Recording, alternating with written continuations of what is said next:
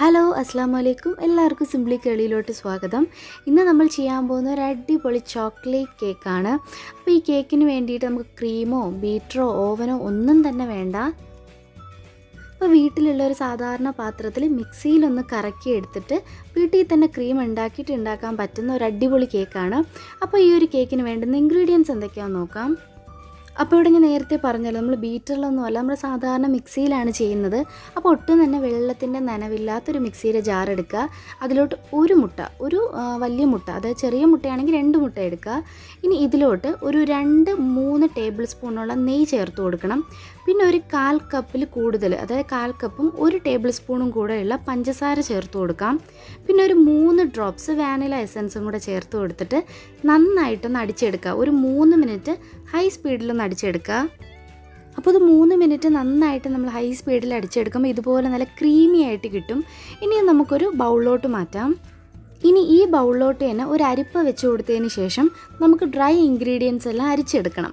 അപ്പോൾ അതിനു വേണ്ടി 1 കപ്പ് മൈദ ചേർത്ത് കൊടുക്കാം. പിന്നെ ഒരു 1/4 ടീസ്പൂൺ ബേക്കിംഗ് സോഡാപ്പൊടി ചേർത്ത് കൊടുക്കണം. പിന്നെ 1 ടേബിൾ സ്പൂൺ കൊക്കോ പൗഡറും കൂടെ ചേർത്ത് കൊടുക്കാം. നമ്മളിവിടെ ചോക്ലേറ്റ് കേക്ക് ചെയ്യുന്നതുകൊണ്ടാണ് കൊക്കോ പൗഡർ ചേർത്ത് കൊടുക്കുന്നത്. പിന്നെ ഈ ഒരു മധുരം ബാലൻസ് ചെയ്യാനായിട്ട് ഒരു നുള്ളു ഉപ്പ് ചേർത്ത് കൊടുക്കാം. അപ്പോൾ നമ്മൾ എപ്പോൾ ചോക്ലേറ്റ് കേക്കോ ചോക്ലേറ്റ് പുഡിങ്ങോ ചെയ്യുമ്പോൾ ഒരു 1/4 ടീസ്പൂൺ നല്ലൊരു കോഫി ഫ്ലേവറുള്ള കോഫി പൗഡറും കൂടെ ചേർക്കുവാണെങ്കിൽ നല്ലൊരു ടേസ്റ്റ് ആയിരിക്കും. ഇനി നന്നായിട്ട് ഇതെല്ലാം കൂടെ സ്പൂണ് വെച്ചൊന്ന് മിക്സ് ചെയ്തതിന് ശേഷം ഒരു പ്രാവശ്യം ഒന്ന് അരിച്ചെടുക്കാം. പിന്നെ ഈ ഒരു കേക്കിന് നമ്മൾ ബേക്കിംഗ് പൗഡറൊന്നും ചേർക്കുന്നില്ല. ബേക്കിംഗ് പൗഡർ ചേർക്കാതെ കേക്ക് ചെയ്യാൻ ഒരുപാട് റിക്വസ്റ്റ് ഉണ്ടായിരുന്നു. അപ്പോൾ അതുകൊണ്ടാണ് കേട്ടോ ഇങ്ങനെ ഒരു കേക്ക് ചെയ്യുന്നത്. അപ്പോൾ ഈ ഒരു കേക്കിന് നമ്മൾ ബേക്കിംഗ് പൗഡർ ഒന്നും യൂസ് ചെയ്യുന്നില്ല. അപ്പോൾ നമ്മളിപ്പോൾ ആ മാവും മുട്ടയും നന്നായിട്ട് മിക്സ് ചെയ്ത് കൊടുത്തിട്ടുണ്ട്. ഇനി ഇതിലോട്ട് നമുക്ക് പാല് ചേർത്ത് കൊടുക്കാം. ചെറുതായിട്ടൊന്ന് ചൂടാക്കിയ പാലാണ്.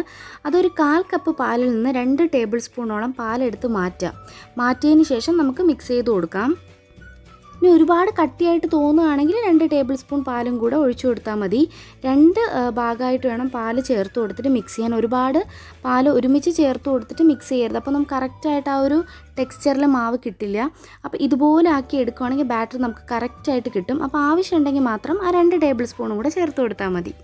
അപ്പോൾ ഞാൻ നേരത്തെ പറഞ്ഞല്ലോ, നമ്മളിവിടെ കേക്ക് ബേക്ക് ചെയ്യുന്ന സാധാരണ വീട്ടിൽ ഉണ്ടാവുന്ന ഒരു സ്റ്റീൽ പാത്രത്തിലാണ്. എല്ലാവരുടെ വീട്ടിലും ഇതുപോലൊരു പാത്രം ഉണ്ടാവും. അപ്പോൾ അതിലാണ് കേക്ക് ബേക്ക് ചെയ്യുന്നത്. അതിൽ ബട്ടർ പേപ്പർ ഒന്ന് ഫുള്ളായിട്ട് വെച്ച് കൊടുത്തതിന് ശേഷം ഇതുപോലെ ബാറ്റർ ഒഴിച്ച് കൊടുക്കുകയാണ്.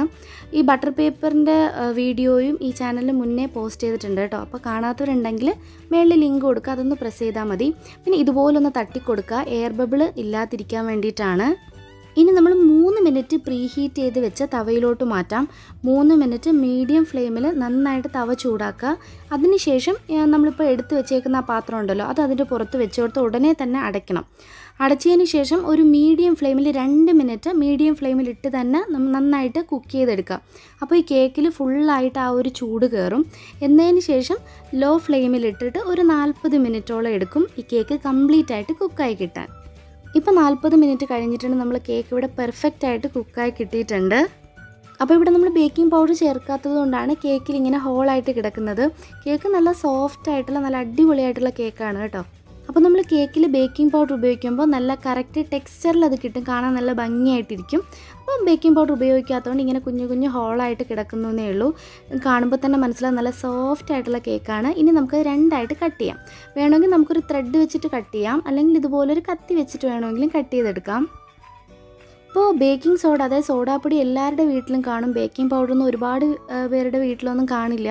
അപ്പോൾ കമൻറ്റിലൊക്കെ വന്നിട്ടുണ്ടായിരുന്നു ഇങ്ങനെ ഒരു വീഡിയോ ചെയ്യാൻ. അതുകൊണ്ടാണ് കേട്ടോ, എല്ലാവരും ട്രൈ ചെയ്ത് നോക്കണം. ഇങ്ങനെ ഒരു കേക്ക് നല്ല സൂപ്പർ പെർഫെക്റ്റ് ആയിട്ട് കിട്ടും. ഇപ്പോൾ നമ്മളിവിടെ 2 ലെയറായിട്ട് കട്ട് ചെയ്തെടുത്തിട്ടുണ്ട്. ഇനി ഇതിലോട്ട് നമുക്ക് ഷുഗർ സിറപ്പ് ഒഴിച്ചു കൊടുക്കാം. അത് ജസ്റ്റ് ഒന്ന് സ്പ്രെഡ് ചെയ്ത് കൊടുത്താൽ മതി. ഒരു 4 ടേബിൾ സ്പൂൺ പഞ്ചസാരയിൽ ഒരു 4 ടേബിൾ സ്പൂൺ വെള്ളവും കൂടെ ചേർത്ത് നന്നായിട്ട് നലിയിച്ചെടുക്കുക.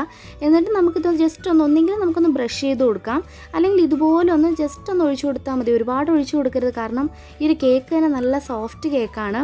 അപ്പോൾ നമ്മൾ ഫ്രോസ്റ്റ് ചെയ്യുമ്പോൾ കുറച്ചും കൂടെ ഒരു പെർഫെക്റ്റായിട്ട് കിട്ടാനും പിന്നെ കഴിക്കുമ്പോൾ ഒരു അല്പം മോയ്സ്റ്റായിട്ട് കിട്ടാനും വേണ്ടിയിട്ടാണ് ഇങ്ങനെ ചെയ്യുന്നത്. അപ്പോൾ ഒരുപാട് ഷുഗർ സിറപ്പ് ഒഴിക്കണ്ട.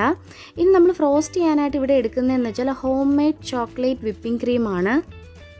അപ്പോൾ ഈ ഒരു റെസിപ്പിയുടെ വീഡിയോ ഇന്നലെ തന്നെ ഞാൻ പോസ്റ്റ് ചെയ്തിട്ടുണ്ടായിരുന്നു. അപ്പോൾ കാണാത്തവരുണ്ടെങ്കിൽ കണ്ടു നോക്കണം.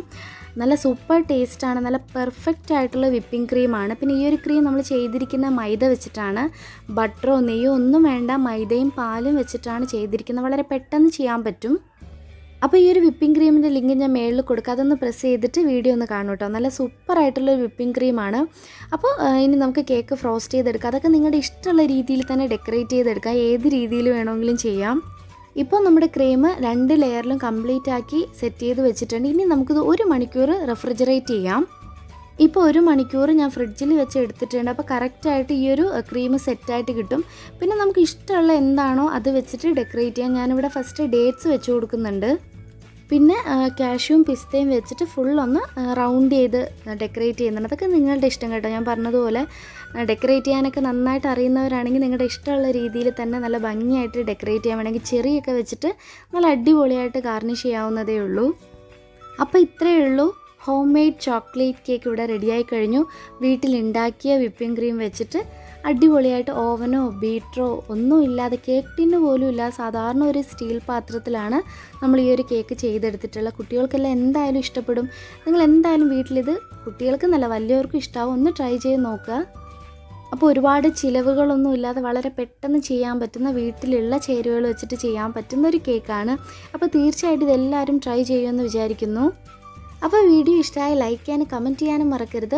പിന്നെ നമ്മുടെ ചാനൽ ആദ്യമായിട്ടാണ് കാണുന്നതെങ്കിൽ സബ്സ്ക്രൈബ് ചെയ്യാനും മറക്കരുത്. പിന്നെ നമ്മുടെ ഗിവ് അവേയുടെ 4ാമത്തെ ദിവസമാണിന്ന്. അപ്പോൾ അതിൽ പാർട്ടിസിപ്പേറ്റ് ചെയ്യാത്തവരാണെങ്കിൽ ഞാൻ മേളിൽ ലിങ്ക് കൊടുക്കുക, അതൊന്ന് പ്രസ് ചെയ്തിട്ട് ഒന്ന് ജസ്റ്റ് കമൻറ്റ് ചെയ്യുക. അപ്പോൾ നമ്മൾ ആ ഒരു ഗിവ് അവേയിൽ പാർട്ടിസിപ്പേറ്റ് ചെയ്തതാവും. അപ്പോൾ തീർച്ചയായിട്ടും അതിലും ഒന്ന് ജോയിൻ ചെയ്യുക. Stay at home, stay healthy. Thanks for watching. See you in another video. അസ്സലാമു അലൈക്കും.